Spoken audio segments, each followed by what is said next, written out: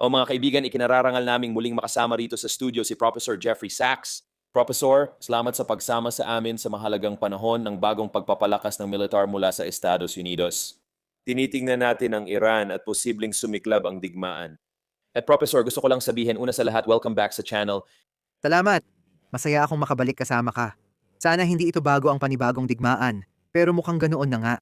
Oo, kaya bago tayo magsimula, bago ko itanong ang una kong tanong, gusto ko munang ipaalam sa lahat na si Professor Sachs ay opisyal ng naglunsad ng sarili niyang YouTube channel. Ito ang Jeffrey D. Sachs Official. Ilalagay namin ang mga links sa ibaba, kaya mag-subscribe sa bagong YouTube channel ni Professor Sachs. Pero Professor, nakita nating nagpapalakas na ang militar ng Estados Unidos sa gitnang silangan. At talaga namang ito na ang pinakamaraming barko at mga operasyong militar mula nung digmaan sa Iraq. Kaya parang muling nakakaramdam ng tensyon ang buong mundo. Ito ba ay isang tunay na punto ng pagbabago o isa lang itong palabas na pampulitika? Sa tingin ko, malaki ang posibilidad na umatake ang Estados Unidos sa Iran. Malawak itong ipinahayag, paulit-ulit na pinagbantaan. Kasunod ito ng isang pag-atake noong nakaraang tag-init. Gusto ng Israel na sundin ng Estados Unidos ang kanilang kagustuhan, at kadalasan, sinusunod ito ng Amerika. Interes ba ito ng Amerika? Talagang hindi. Interes ba talaga ito ng Israel? Akala nila oo pero hindi naman. Ito ay isang pag-atake na kung mangyayari ay talagang hindi dapat mangyari. Hindi kailanman kailangang mangyari ito.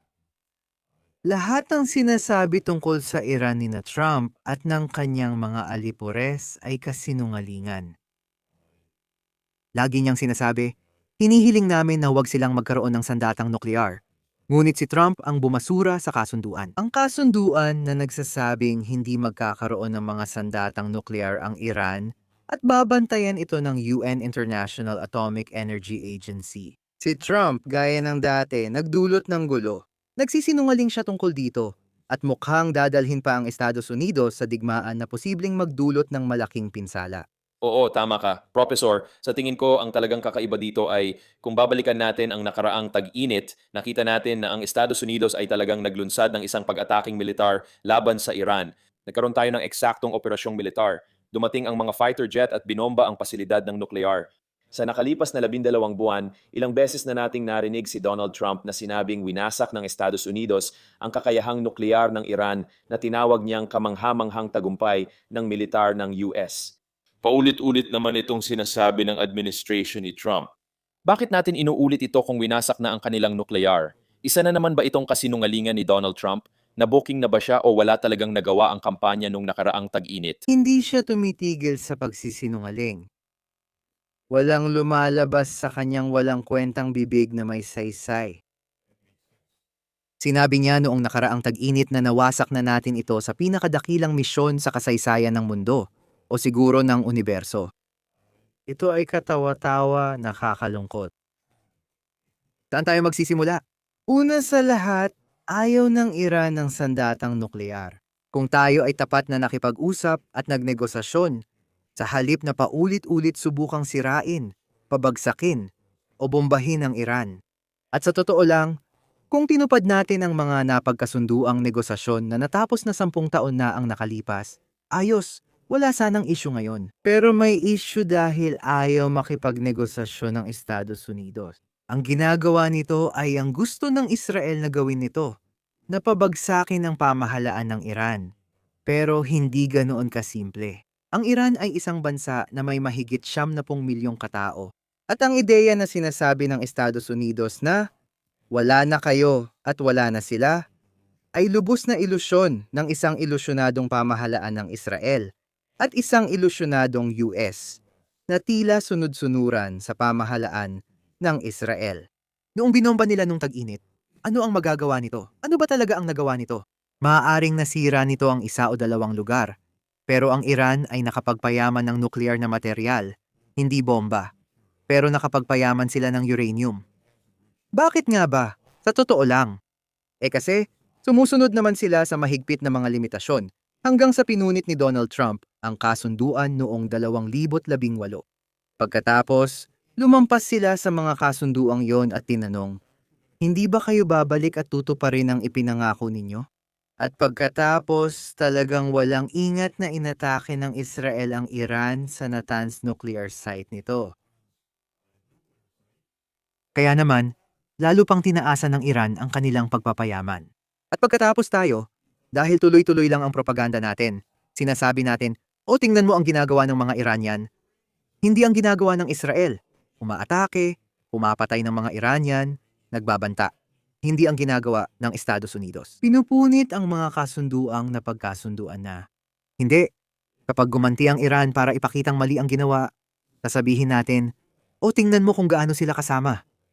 Laro lang ito. Isa itong laro ng propaganda dahil ang totoong layunin dito ay gusto ng Israel ng militar na kapangyarihan sa gitnang silangan. Yung humigit kumulang 10 milyong tao sa Israel o yung mga pinuno ng kanilang gobyerno na masasama ang ugali, gusto nila ng militar na kapangyarihan sa daan-daang milyong tao sa gitnang silangan. Inaasahan nilang Estados Unidos ang magbibigay nito at nabili na ang ating Kongreso para dito. Kaya kapag binanggit ni Trump ang Iran sa State of the Union, tumatayo at pumapalakpak ang Kongreso, parehong mga Republikano at mga Demokrata. Dahil gusto nilang masigurado na papasok ang mga donasyon sa kampanya. At ito ang nangyayari ngayon.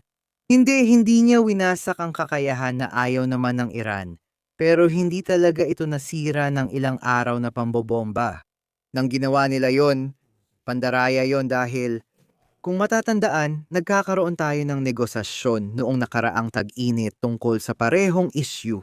At dapat sana ay pupunta na tayo sa ika-6 na round ng negosasyon na inilarawan ng mga negosyador ng Estados Unidos bilang positibo. At ito sana ay magaganap sa Oman. Sa tingin ko Hunyo 15, 2025 yon, kung tama ang pagkakatanda ko sa petsa. At noong Hunyo 12 bago pa magsimula ang susunod na round ng negosasyon, binomba sila ng Israel. Sabi ng Estados Unidos, ayos yan. Kasama kami at bobombahin din namin sila kasama kayo. Hindi ko magamit ang mga salitang gusto ko sanang gamitin dito sa programa mo. Napakadelikado, padalos-dalos at walang saysay ito. Ang hirap lang malaman kung saan magsisimula dito. Buhay natin ang nakataya. Ang buong planeta ang nakataya dito. Hindi sapat sabihing parang bata lang. Hindi pa rin tama ang mga salitang yon para ilarawan ito. Delikado at pabaya lang talaga ang mga kasinungalingan na ito. Pero alam mo, kapag alipin ka ng isang gobyerno ng Israel na pumaslang lang sa 80,000 tao, maiintindihan mo kung bakit parang walang totoong hangganan. Oo, maganda ang pagkakasabi mo, Professor. Alam mo, habang nakikita natin ito, parang kapareho talaga ng mga nangyari nung digmaan sa Iraq noong 2003. Noon, sinabi nilang kailangan nating pumasok sa Iraq dahil sa mga sandata ng malawakang pagkawasak. Ngayon, malinaw na, naririnig natin na 1 linggo na lang daw at makakagawa na sila ng nuclear bomb, pero malinaw mong ipinaliwanag na hindi naman yun ang intensyon nila. Sino nga ba ang nakikinabang sa lumalalang sitwasyon? Taon-taon naman nating nakikita ang patuloy na tensyon sa US at Iran. Ito ba ay ang Israel lang ba talaga ang pangunahing nakikinabang? Yun ba talaga ang ugat ng problema dito? Hindi Israel ang nakikinabang, pero Israel ang sanhi ng problemang ito. Ito si Netanyahu, isa itong lobby at gumagana ito. At kung babalikan mo ang digmaan sa Iraq, napaka-interesante nito.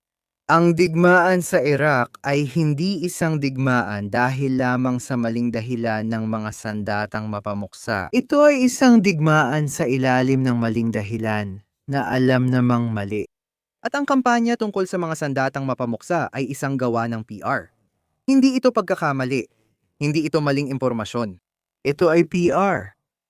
At ito ay talagang pinagdaanan ng focus group noong taglagas ng 2002. Nagsagawa ng PR campaign ang Pentagon.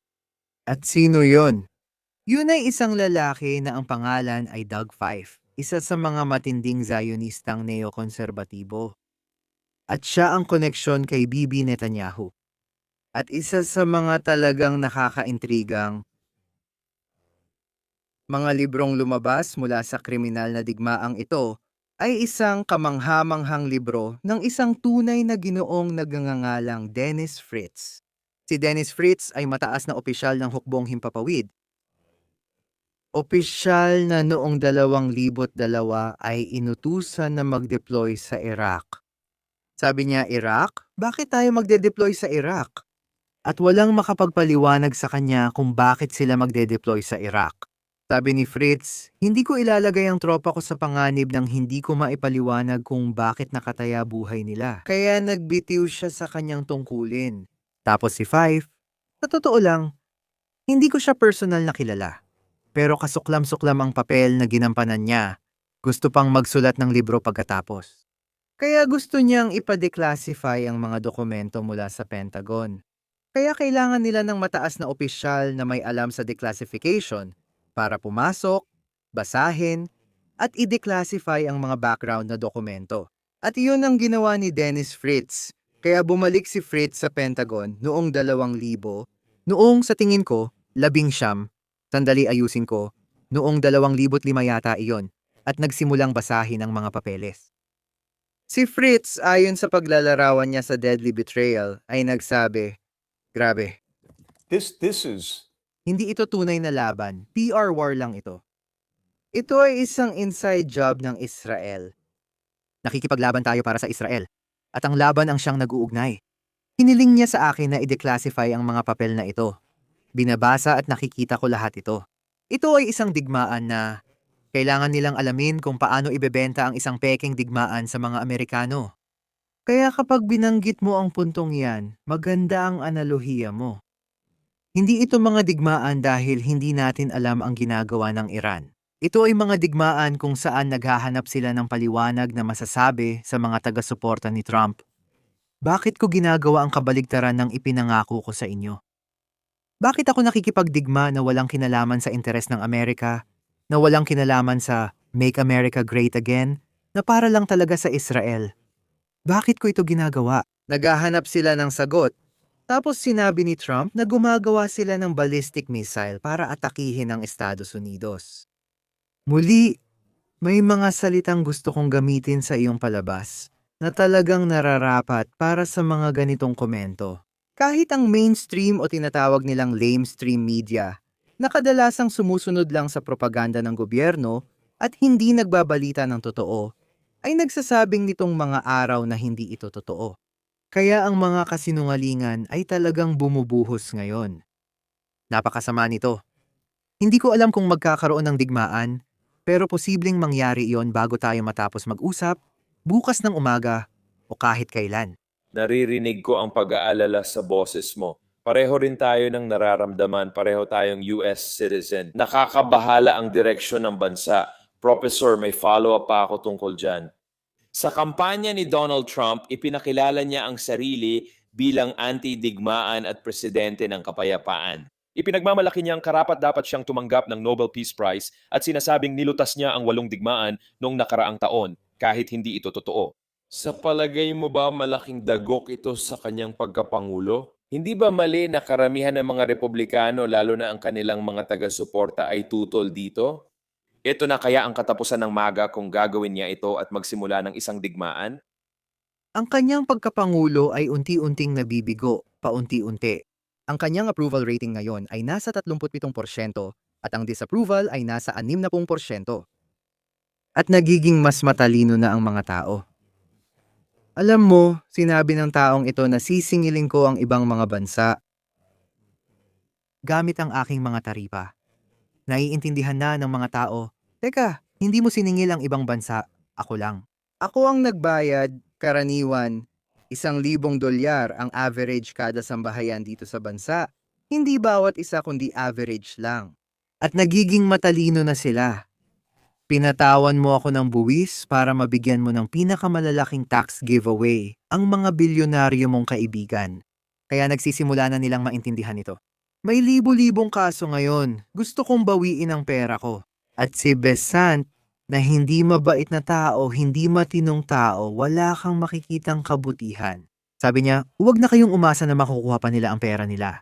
Ninakaw lang nila yon. Paano magiging matagumpay ang pagkapangulo na ito? Ayaw ng mga tao na nagpapaputok ang ICE sa mga tao sa kalsada. Kahapon, isang estudyante sa Columbia University ang inaresto mula sa kanilang dorm at pinalaya rin bandang hapon dahil labag sa batas ang lahat ng ginawa sa pag-aresto. Nagsinungaling sila sa lahat ng bagay. Sabi nila papasok sila para maghanap ng nawawala, nakasibilyan at nagsisinungaling. Hindi gusto ng mga tao ito. Ayaw naming mamuhay sa isang estado na kontrolado ng pulis. Ayaw naming marinig ang kasinungalingan ng Pangulo araw-araw. Ayaw naming magbayad ng buwis dahil itong taong ito, baka naniniwala siya. Sino ba ang nakakaalam? Pero iniisip niyang ang iba ang tinatax. Tayo ang nagbabayad. Hindi namin gusto yon. At wala siyang karapatang gawin yon. At sinabi ng Korte Suprema, hindi mo pwedeng ipataw ang buwis sa mga Amerikano, isang tao lang. Hindi ganoon ang ating sistemang konstitusyonal. Sa Kongreso iyan. Kaya mula pa noong simula ng taon, talagang wala ng kontrol. Sige, arestuhin natin ang Pangulong ito. Kami ang magpapatakbo ng bansang ito. Kakabasa ko lang ng balita bago tayo nagsimula na baka sakupin na lang natin ang Cuba at bombahin ang Iran ng sabay. Hindi ko alam kung may talagang tuluyang nawalan ng kontrol. Kung ano man yon, pero may mali talaga. Sobrang mali. Mukhang ganun nga.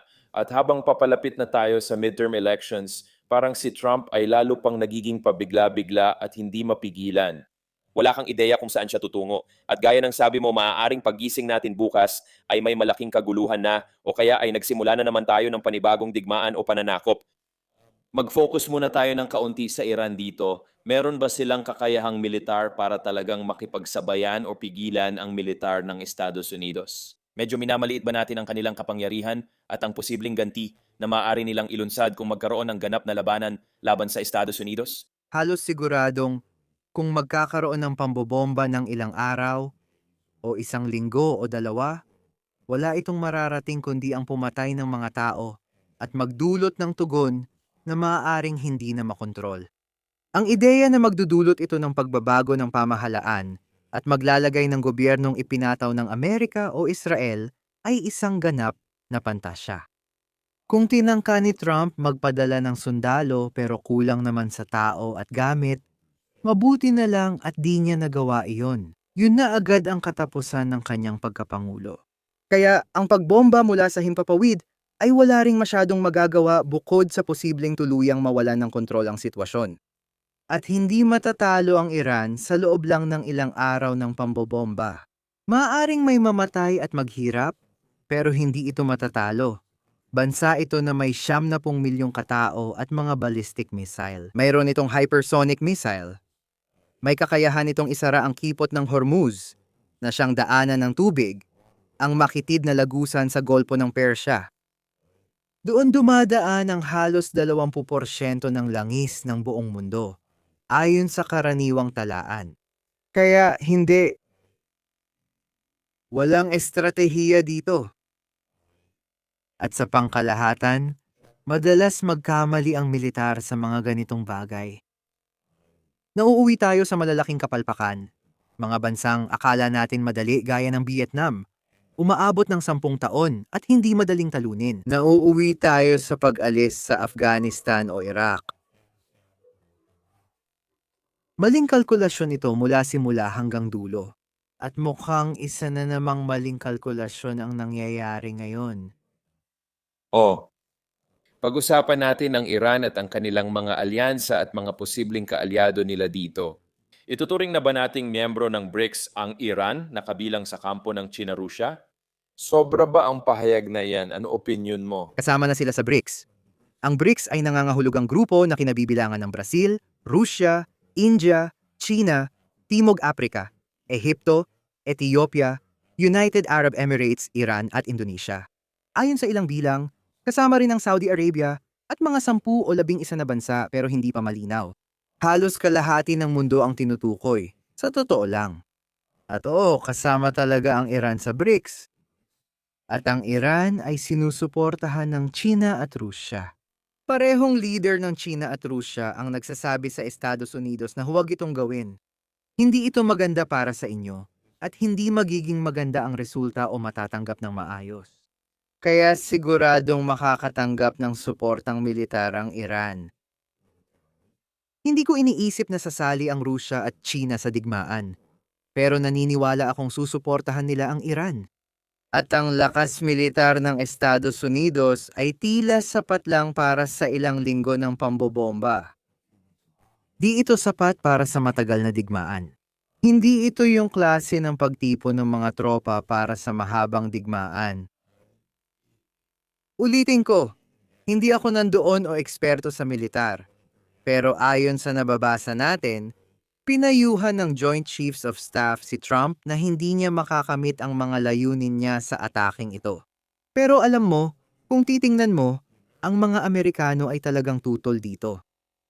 Ang mga pinakamataas na opisyal ng militar ay tutol dito. Ang mga taga-suporta ni Trump ay tutol dito. Ang mga tagapayo sa politika ni Trump ay tutol dito. Pero si Bibi ay pabor dito. Dahil sa sistema ng politika ng Amerika, malamang na magdulot ito ng digmaan. Oo, kitang-kita natin ang napakalaking impluensya mula sa Israel gaya ng sinabi mo. Malinaw na si Netanyahu ay napakatatag sa kagustuhang kontrolin ang rehiyong iyon. Eksakto. Narinig natin si Huckabee, embahador ng Estados Unidos sa Israel, na nagsabi kamakailan na hindi siya tututol kung kontrolin ng Israel ang buong gitnang silangan, kaya nagbigay ng tugon ang Saudi Arabia na nagsabing hindi ito maaari. Alam mo, maraming malalayang at soberanong bansa sa gitnang silangan. Ibig kong sabihin, ito ay siguro wala ka nang mahahanap na mas maka-Israel na politiko kaysa kay Huckabee na kasalukuyang nagsisilbi bilang embahador natin ng Estados Unidos doon. Nakakagulat ang mga propaganda ngayon. Si Huckabee ay isang kinatawan ng tinatawag na Kristiyanong Zionista na ibig sabihin ay isang uri ng ebanghelikal na protestante na nagbabasa ng isang talata sa Henesis Kabanata 15 kung saan sinasabi na ipinangako ng Diyos ang lupa mula sa ilog ng Ehipto hanggang sa ilog, ang dakilang ilog ng Euphrates para sa lahi ni Abraham.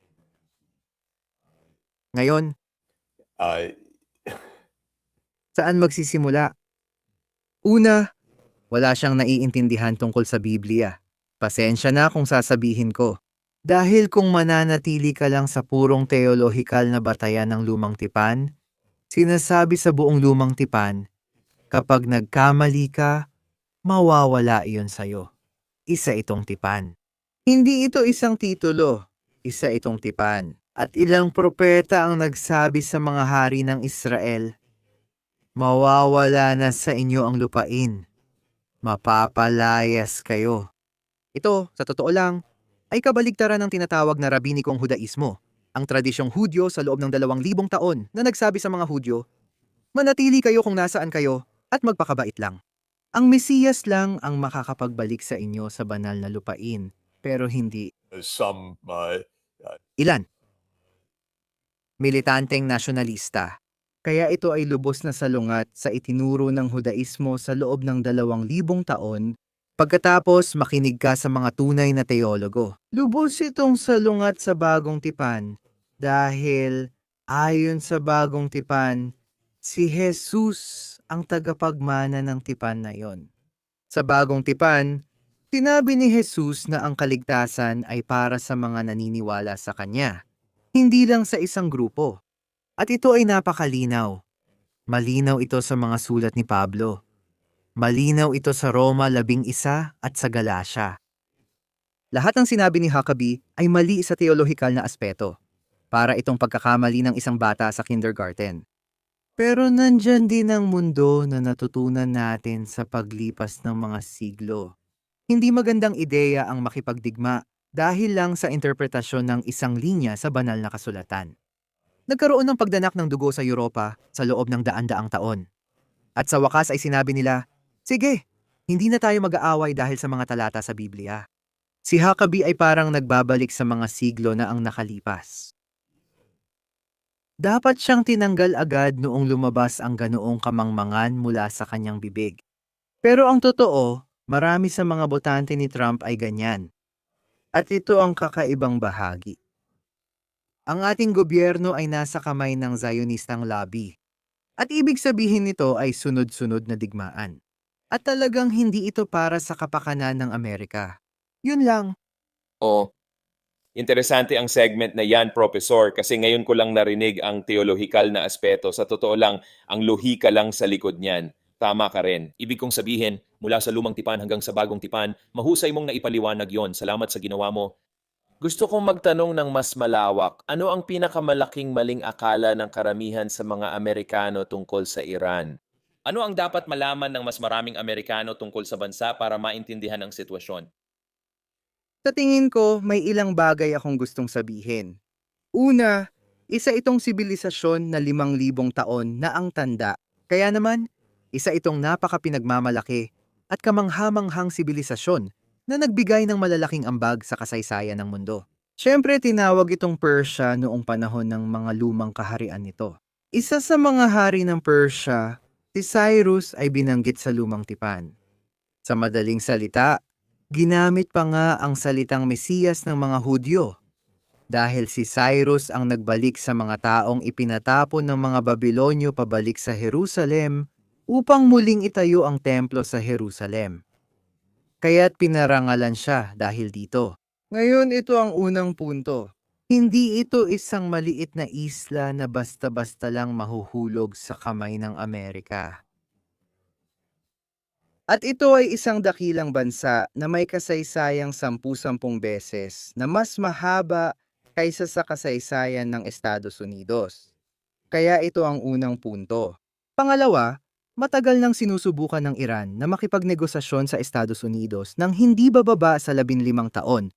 Alam ko ito dahil nakakausap ko ang mga Iranian at Amerikano. Lahat ito naririnig ko dahil nagtatrabaho ako sa UN sa 15 taon kong pakikipag-usap. Talagang sinusubukan nilang makipagnegosasyon. Nakipagnegosasyon sila ng isang kasunduan na tiyak na magagawa ang sinasabi ni Trump na gusto niyang mangyari. Na tiyaking walang sandatang nuklear ang Iran. Pinag-usapan nila yon. Tinatawag itong Joint Comprehensive Plan of Action. Napagkasunduan ito noong tag-init ng 2015, may 6 na partido sa mga negosasyong iyon, kabilang ang Iran. Pasensya na, pati ang Iran. Ang 6 ay ang 5 permanenteng miyembro ng Konseho ng Seguridad. Kaya do ang Estados Unidos, Britanya, Pransya, Rusya, at China, dagdag ang Alemanya ay 6, at ang Iran naman sa kabilang panig. At inilagay nito ang UN International Atomic Energy Agency doon mismo upang matiyak na walang magaganap na pagbuo ng mga sandatang nuklear. Siyempre, lagi kong sinasabi, ayaw ng mga Iranian nito pero naroon ang mga inspektor. Si Trump na ganoon talaga. Walang lohika, tanga, pasensya na, laging mali ang ginagawa at nakikinig kay Bibi na hindi naman tanga, kundi masama, masama at delikado. Pinunit niya ang kasunduan noong 2018. Dapat maintindihan ng lahat. Pagkatapos noon, sinabi ng mga Iranian, gusto naming bumalik sa negotiation. Gusto ng Estados Unidos at Israel na pabagsakin ang gobyerno. Iba yon. Hindi iyon tungkol sa mga isyu sa nuklear. Tungkol iyon sa hegemonya ng Israel sa gitnang silangan. Sino bang may pakialam dyan? Bakit hindi na lang mamuhay ang Israel sa loob ng sarili nitong mga hangganan at tigilan na ang paglikha ng gulo para sa ating lahat? Iyon ang dapat nitong gawin. At yan ang buong issue dito. Dapat mamuhay ang Israel sa loob ng sarili nitong mga hangganan. Dapat magkaroon ng estado ng Palestina sa sarili nitong hangganan. At hindi dapat subukang pabagsakin ng Israel ang gobyerno ng Iran. Kung ganoon, maaaring magkaroon ng kapayapaan sa rehiyon. Noong sinabi ni Rubio ilang linggo na ang nakalipas na kailangan pag-usapan ang kabuuang sitwasyon, nagtalumpati rin ang ministrong panlabas ng Iran na si Raji tungkol dito. Ginawa niya iyon sa Doha.